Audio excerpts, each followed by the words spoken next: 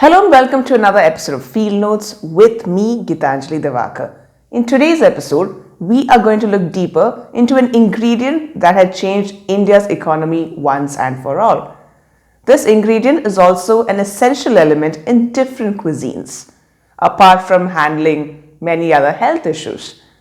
But before we begin, here's a question for you. What is the origin of the word salary? Believe it or not, the word salary is derived from the word salt. Yes, many moons ago, salt was a form of currency. Today, salt is not just traded, but is also an essential ingredient in many cuisines. It is also essential to handle issues that are related to blood pressure and dehydration, among other health concerns. So, which is India's largest salt-producing state? Here's a clue. Our Prime Minister hails from that state. Of course, the honor goes to Gujarat, and the states that follow closely are Rajasthan and Tamil Nadu. There are essentially two categories of salt, namely edible and non-edible.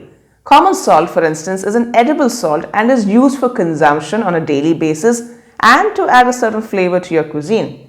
Industrial salts are used by different companies to produce soda ash, caustic soda, and other items. Now, salt can be consumed by anybody and everybody across the world. So one would imagine that there might be a gazillion public sector enterprises producing salt. But that isn't entirely true. According to a report by the Salt Commissioner of India, between 2018 and 2019, 94% of India's total salt produced was handled by the private sector. The public and joint sectors produced only about 1.5% of India's total salt produced, while cooperatives produced about 4% of India's total salt produced. India's salt industry employs about 1 lakh laborers on a daily basis, but this number is likely to diminish in the years ahead. This is because of the various developments in technology and also for the fact that most of these laborers and their families have found alternative ways to earn an income. Now that we know that India is among the leading producers of salt in the world, what do you think would be the wiser option for salt producers in the country? Should they consider exporting salt from one state to another? Or should they consider exporting salt from, say, Rajasthan or Gujarat to a foreign country? Interestingly, the expenses involved in exporting salt from India to a foreign country is less than the expenses involved when the manufacturers or the producers have to distribute salt within the country. This is because when one distributes salt within India, they often resort to the road or the railways, which means that the quantity that is distributed is also less.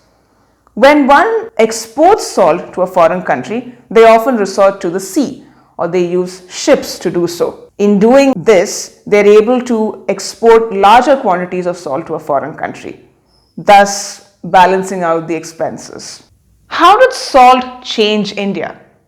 Do you remember the Dandi March? Here's a quick recap. On April 6, 1930, Mohandas Karamchand Gandhi broke the British salt tax laws by preparing salt on the coast of Gujarat through the process of evaporation. The British salt tax laws, at least until that point in time, guaranteed the British a monopoly in terms of manufacturing salt. Now, this law also gave them the right to handle the government law depots as well as levy taxes on the salt. Clearly, India wouldn't be where it is today had it not been for these daring men who decided to take life with a pinch of salt. That's all we have for today. Until next time, this is Gitanjali Diwakar signing off.